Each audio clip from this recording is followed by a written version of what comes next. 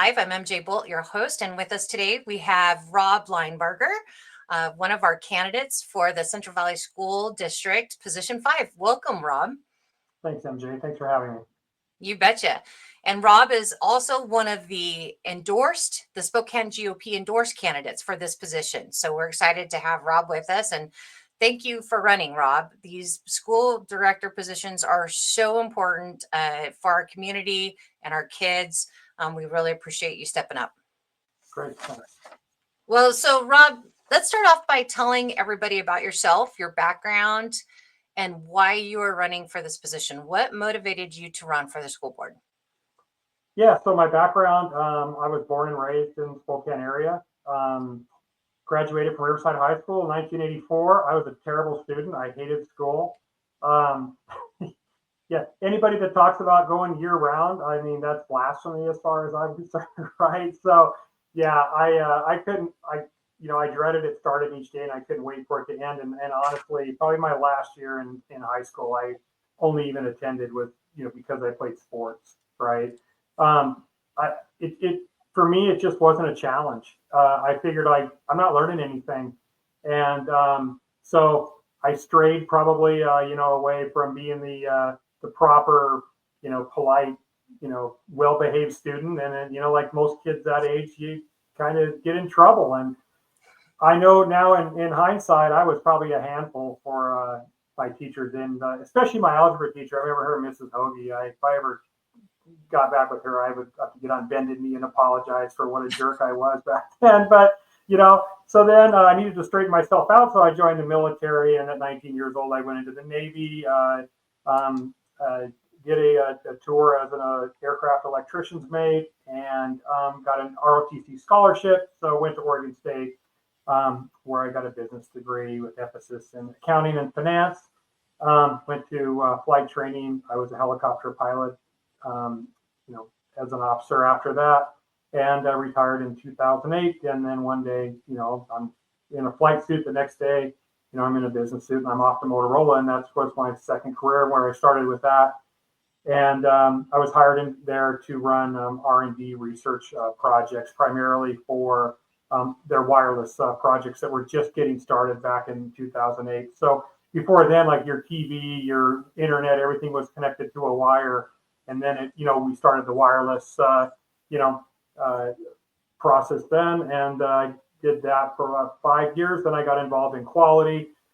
In my resume, I guess, or my bio, I kind of talk about being in Six Sigma. Motorola is who started the whole Six Sigma process. Six Sigma is a regimented process that you use primarily in manufacturing, and then also they have a component called Lean Six, where you try to take all the waste out of processes, right? And I guess I specialized in that. So I was, they actually created a role for me at Motorola with the sales team. So I did a lot of traveling, but the role was, customer quality and services, where I would actually engage directly with big customers like Comcast, AT&T, Verizon, the big carriers, and that was kind of the start of, doing the data analysis, the data models, predictive analytics, data-driven solutions to problems. And man, that whole space has just evolved over these last 10 years with AI and everything else. It's, just amazing the things that we can do now with the computing power that we have. So, I've been involved, on the corporate side. I ran big budgets when I was, in the military, particularly, as a squadron commander when I was in that role. I work for Cisco Systems now, still involved kind of in the same type of role, but I manage a global team. And so, yeah, I guess as far as, from a business perspective, a people management perspective, big on innovation, efficiency. That's my work experience with the role. And in addition to that, I, also, dabbled in local politics a bit. So I'm a PCO out here in where I live in Liberty Lake, and was the candidates chair under the former chair of the party, MJ Bolt. That was a fantastic time. What a ride that was for 2 years, right? Yeah, it was. It was a great experience. highs and lows, but in the end, it was great, I thought. And then I became chair of the party. And why am I mentioning this when, the school board race is a nonpartisan? Well, full disclosure, for one, I want people to know who I am and what I do. And also, like on my campaign material, there's this symbol that says, Republic Hoop right there, recommended candidate by the Republican Party. I hear from a lot of candidates that that's actually a bad thing. So I'm putting this on all my material to see, is that really true? I want the data on this. So yesterday, I hit about 600 doors dropping material. I'm not a big door knocker, interrupt people on a Sunday and stuff, but if they're outside in their yard or walking on the sidewalk, I'll engage with them. Got some great stories and feedback from people in the particularly in the 5th district here around, like the houses around Meadowood Golf Course down there, and then the park that kind of extends out there in the eastern part of Liberty Lake. And yeah, I would say I probably talked with 30 people. I was out there for about 6 hours total yesterday, and I only got summarily rejected by one guy. So I was 29 for 30, I'll say, and people, it wasn't a negative, right? And and we had some positive conversations, and just some, a couple great conversations. Like I pulled up onto this home. There was this elderly gentleman. I'll say elderly. He's probably in his mid 70s. Beautiful home, and started a conversation. These two ladies are standing with him, and they were friends that had come to visit him, and they all had the same story. They're being taxed out of their property, and that's one of the tenets of my campaign is when we talk about efficiency, it's we have to get our arms around this automated increase in budgets that these government programs in general, but especially schools, just think that they have an entitlement, like 300 million this year, 10% increase next year. For how long can this go on? And it's all fueled, it seems, by the constant reappraisal and revaluation of our property. And all of us that are homeowners in the countywide, are feeling the pain on this. And so I talked with this guy. His backyard, I think, is the par 5 on the front side there, the second one, right? So you play Meadowood, that's a nice piece of real estate, right? So he's like, he told me what his tax bill is now, what it was a few years ago, and he looks at it, and what do we all see on the tax bill? And here's an example. It's like, here everybody's familiar with this thing, right? The little pie chart that's on there, 37% of it goes directly to schools. So just started a conversation with him, and the other two ladies live in Green Acres, and they basically have the same comment. That's their number one concern. When is enough with the taxes? And so I'm like, well, hey, what if changing hats from candidate to chair of the party? What if I started researching, maybe we can do a ballot initiative that says you can opt out of that local tax if you're retired, let's say, kind of like Trump was going to do, with the no tax on Social Security, which he's got us about halfway there on that one, and that's not really his fault. Or if you're a parent, we can't get the cash follows the kids, thing here through the legislature. That would be impossible given the makeup of that. But what if we had, just the county part, that 37%, we could offset some of that expense. So if a parent wants to use an alternative source of education for their kids, even if it's homeschool, hey, maybe they can opt out of that. So I thought it was worth exploring. And then, with talking with those folks, maybe that's an idea we look at. If nothing else, to send the message like, hey, we got to do things differently. We just can't keep rolling up these levies and then saying we're only going to collect this much money. This is what we promised on the face of the levy. We won't, even if the assessed values go up, we won't take any more unless we need it. They always need it, right? So I probably heard that comment about the property taxes was prevalent. It was probably number one. Another interesting story I had, a young couple with young kids moved up from California, from the Sacramento area, because even today, if their kids aren't fully vaxxed and they don't have, a medical or religious exemption, their kids got kicked out of school. And the story with them was their doctor had given too many exemptions. So he was under audit by the state medical board in California. And so he retired. He's like, it's not worth it. I'm 65. I'm done. And so all of the exemptions he gave became void. So now their children were no longer, they did not have that exemption. They didn't want them to get the vaccine.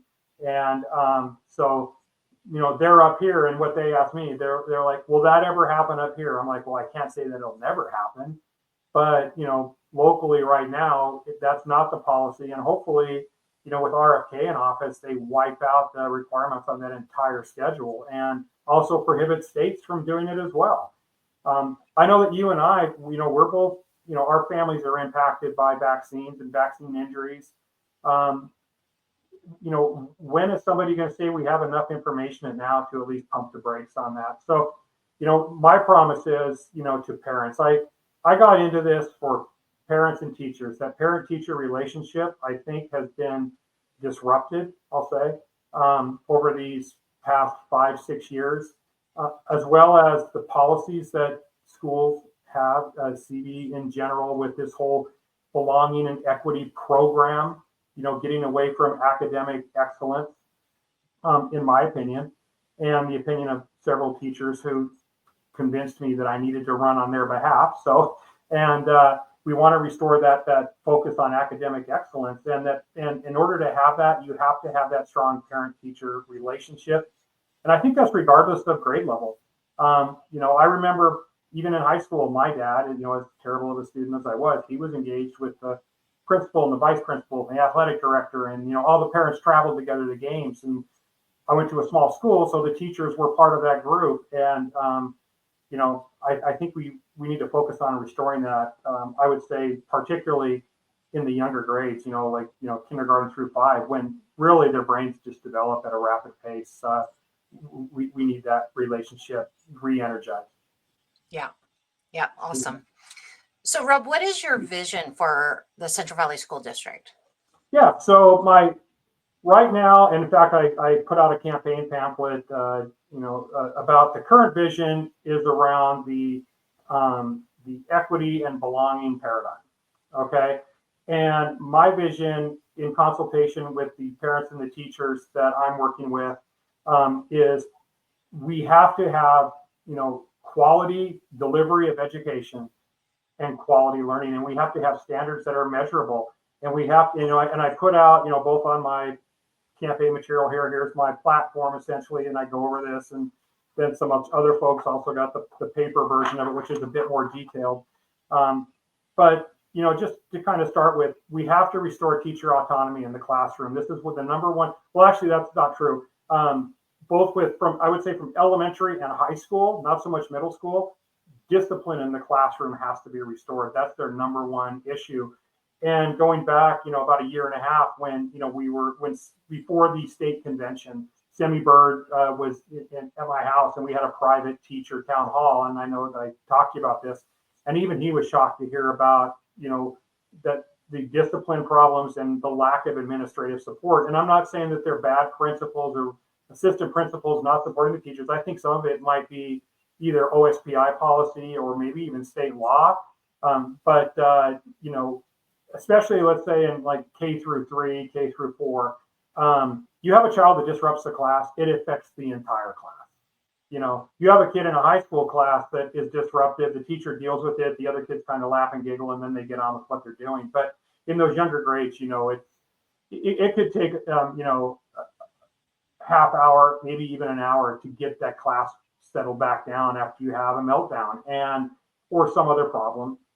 And unfortunately, we have more and more kids that have emotional problems, and the teachers have a huge challenge. And so, my vision would be to make sure that the classroom teacher is fully supported. Okay. Another thing I hear is classroom teachers don't feel a sense of fulfillment in their roles. It's almost like they're secondary to the process. They are the process. Who's at the delivery end of the product? The teacher.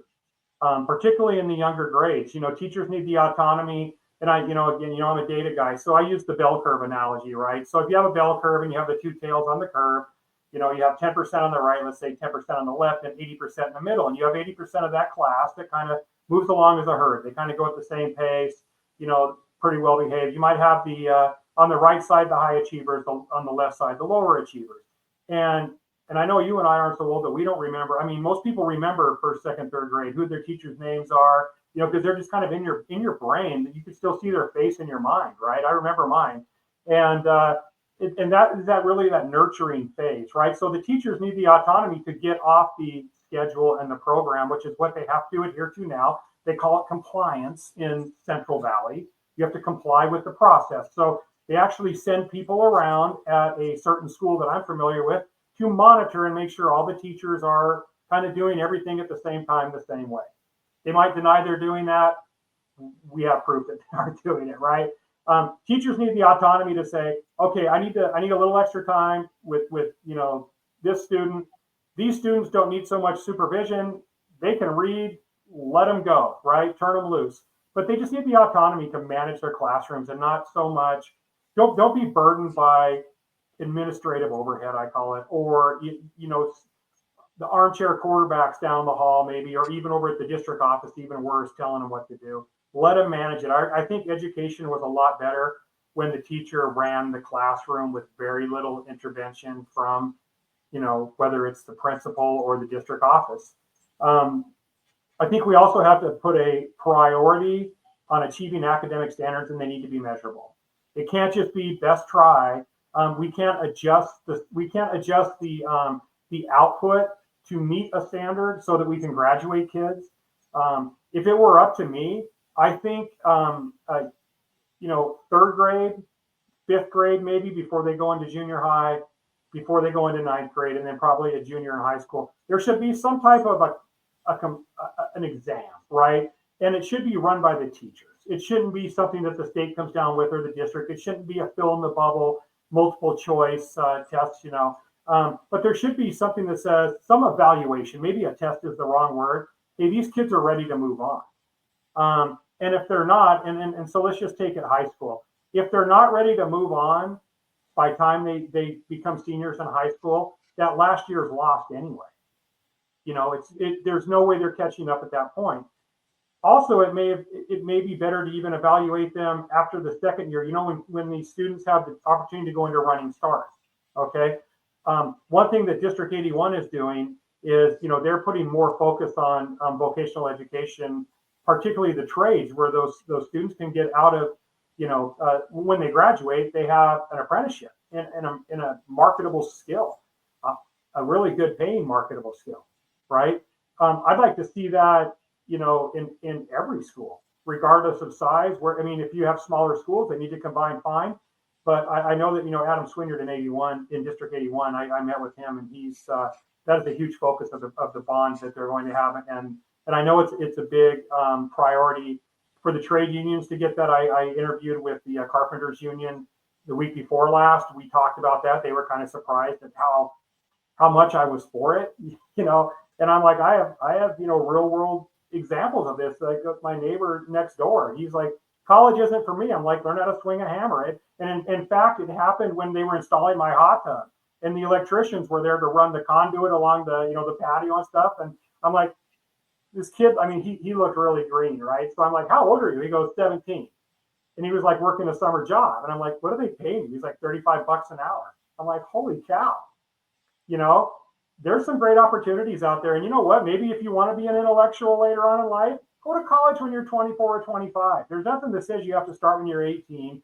There's nothing that says you have to go into debt as much as we're expecting these kids to do now. Go be part of the muscular class, I call it, for 4 or 5 years, earn some money, and then, figure out what you want to do in life. So that would be another vision of mine, is to have more focus on that, on those skilled type of academics rather than just whatever they're teaching now, Yeah. And then lastly, I talked about, discipline in the classroom. I think with that, I know on the front page, they talked about getting the phones out of the classroom finally now. Those things have to go. I know you follow podcasts in the news and stuff on this. Those screens are dangerous. We know they're dangerous now. With me, we're going back to the COVID shot.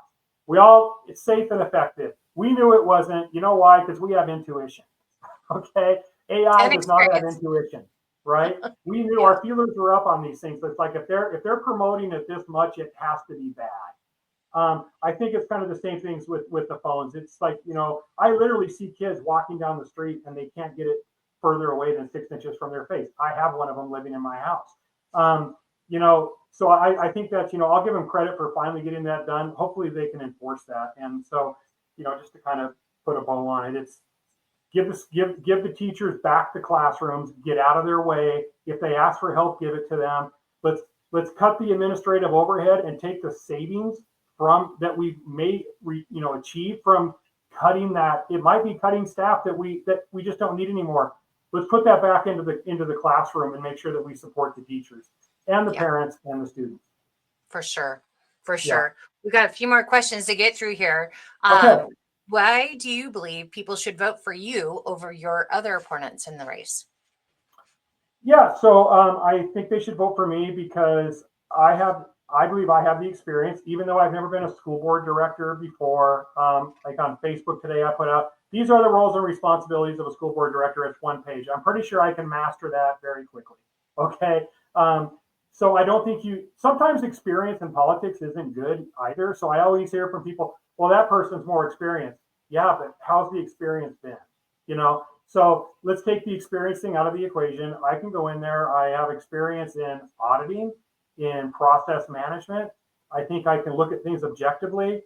And the number one thing I want to do is, as an example, I want to talk to people and say, what do you do? And if they can't really say 3 to 5 things that benefit the taxpayer, benefit the student, benefit the teacher, benefit the process, then either we need to reevaluate why are we spending money, because every head is a line item in the budget, okay? And the way that we control policy, and policy is people, right? And people are processes. That's how the thing flows, regardless of whether it's government, which I served in for 23 years, or the private sector. So you know what? If there's something, if we could repurpose somebody to make it more of value or value add, let's do that. Unfortunately, like the real world, I think we have a lot of obsolete positions that need to be looked at. And I think we could downsize the top, maybe get rid of some 250,000 net comp or total comp positions, and then flow that money back where it's needed, and maybe see improvements that are measurable and definable. Nice. Okay. And I know you kind of already alluded to this, but I want to give you an opportunity to, address this. What are your top priorities for the school district? I would say my number one priority is to give the teachers back that autonomy that we already talked about. We have to restore that parent-teacher relationship. I guess it's kind of 3 phases, right? So it's my top priority is the operation itself. Okay, is the operation running at peak efficiency? Let's say, for lack of a better term, are the people that are doing the majority of the work getting the best support? And I talked about that. The other thing is, I think the board has to have a priority to protect parental rights. And I put in my platform, parental rights, in my opinion, are God-given. If the state does not have the right to take away your parental rights, the control you have over raising your child or children, unless you're a criminal and the courts remove that right from you. Okay, so I don't want people going out there saying, "Oh, he thinks even bad parents that beat their kids should be able to do anything." I'm not saying that at all. What I'm saying is most people are good. Most people that I meet are good. Most parents love their children, and it horrifies me that the state would pass a law where schools can intervene in that parent-child relationship and make decisions without the parent's knowledge. We have to push back on that at all costs. Now, what does all costs mean? And this kind of goes for the no boys and girls sports. It's the same theory. In my opinion, and also, I'll drop a name here. Jim Walsh also talked about it at the last state meeting. OSPI does not have the authority under the state constitution to withhold any funding from schools. Okay, they do that. It's under threat and coercion, because in this state, given the makeup of the judiciary, there's probably not a judge who would rule against, the executive branch in this state. And so I talked about this a little bit in the Spokesman article. I've also talked about it with some other school board directors in my capacity as, chair of the party, is how do we federalize this issue?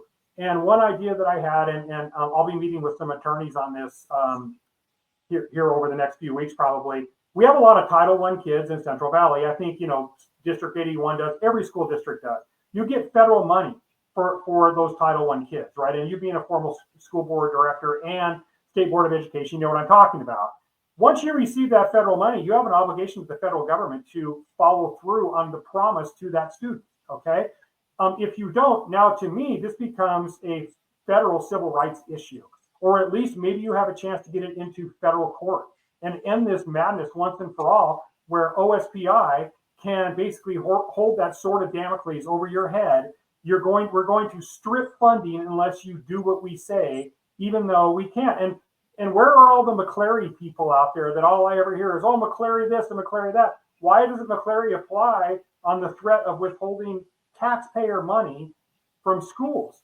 So I think we need a champion for that cause, and that's one of my priorities. I'll be out in front like a hammer on that one. I think we have to have that argument, and I think we need to do it, very soon. Gotcha. Yeah. How would you handle a situation where parents, teachers, and administrators disagree on a major policy issue? I think the best thing to do is to have a small group conversation, not let's say a board setting where you only have one side talking at another side with no feedback. And, that may be start out with an individual parent meeting with, a teacher, somebody from the district, and somebody that's maybe, not involved, but they're just there kind of like as a mediator to talk through it. I just think that there's very little resolution on some of these problems now, and it's because there's a lot of factors. One is like, well, we can't get three of us together at the same time, then we violate the public meetings. All these excuses they make. I think we need to be more responsive. If there are serious, if it's a one-off issue, I think there's probably a process in place, but we need follow up on that. So, one thing that I want to do is I want to have like an anonymous write us, and I have it on my website, robforcentralvalley.com. Just like, you don't got to tell me who you are, just tell me your story, right? And we don't necessarily have to prosecute every one of those, but you know what? Some of them might be exaggerated, but some of them may not. It's always good to know what people are thinking. So I think the number one thing you just have to do is you have to communicate, get both sides together, particularly where kids are involved. Tensions are going to be high to start with, but you have to find common ground on these issues. It can't always just be the law says this. I'm following the law. It's a mandate. That doesn't work, And sometimes you have to just stand up for what's right. And in fact, in the roles and responsibility, you have a moral obligation to do what's right. It even says that in the law. Whether that happened on your watch or something that happened before that you need to make right, or something that's coming down that you need to revert. Okay, so that's part of the job as well. It's called sound judgment, and sometimes I think that we don't have that, and maybe it's because people are afraid to make a call because they might be held responsible for it. Hey, you might not make the right call every time. Own it if you don't. Move on. I think as generally as Americans, as a people, we're forgiving. People aren't going to hold it against you. But if you try to like weasel your way away from it, then they're never going to let you forget. Yeah, for sure. Rob, what role do you believe a school board director should play in overseeing the superintendent? Well, the superintendent reports to the board. Okay. I think there should be natural tensions between the board members and the superintendent, not in a hostile way, but there should be a relationship that's established that I'm going to question you. It's not personal. It's my duty. Right now, I just feel like, oh, we're all one big happy family, and that rubber stamp just keeps hitting, the documents, right? Let's approved. I'm not the only one with that perception. Okay, so I think we need to be polite. You need to be businesslike. You don't need to be nasty to each other. But people have to stop being so offended when you say, I don't necessarily agree with that. Can we talk about it? Or I might have a document or some evidence that proves otherwise. Let's talk about it. I'm being characterized as like, well, he just wants to destroy everything. No, I don't. I just want questions answered. And, you know, I think it's important to make sure that we get feedback from the community on some of these issues, but sometimes you have to have that lower level conversation, and then you go out and then you have a broader conversation. I can't remember the last time a school board member had a town hall in Central Valley School District. I don't. You know, they say, hey, we're transparent. You know, we want to be accountable to the people. I will be. I'll have office hours. You can always contact me. It can be confidential, or if you want me to pitch your case, you know, I'll do both ways, right? But I think, you know, I would pledge to have a quarterly town hall, okay, and people can come ask me whatever they want. You know me, I'll stay there as long as they want to talk, okay. I just don't think that and again, being accessible to your constituents is part of that RCW and your roles and responsibilities. I think we've fallen short on that. Yeah. Well, and this alludes to my next question, actually. You touched on this, but I'll just give you another opportunity to maybe complete it. How do you plan, if elected, how do you plan to continue to connect with the community and make sure you're hearing from constituents? Yeah, so there's the structured methods where you can write, you know, at the board email. You can send an email. That's a public record. Anybody can make an appointment to come talk to me face to face if they want to. Like I said, it could be confidential.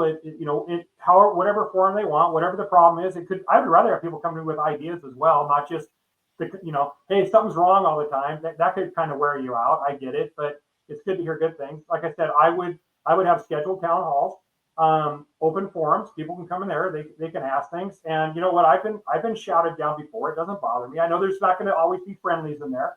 That's okay. I'm not gonna stack the crowd. And honestly, depending on the urgency of the problem, I would be available 24/7. People have my phone number. I think that's public record too. It's, you know, everything I do, people know how to get a hold of me. And then I would just say, like, if you need something, and you know me personally on this, I'll show up to help you out, right? I just want to build that community relationship again.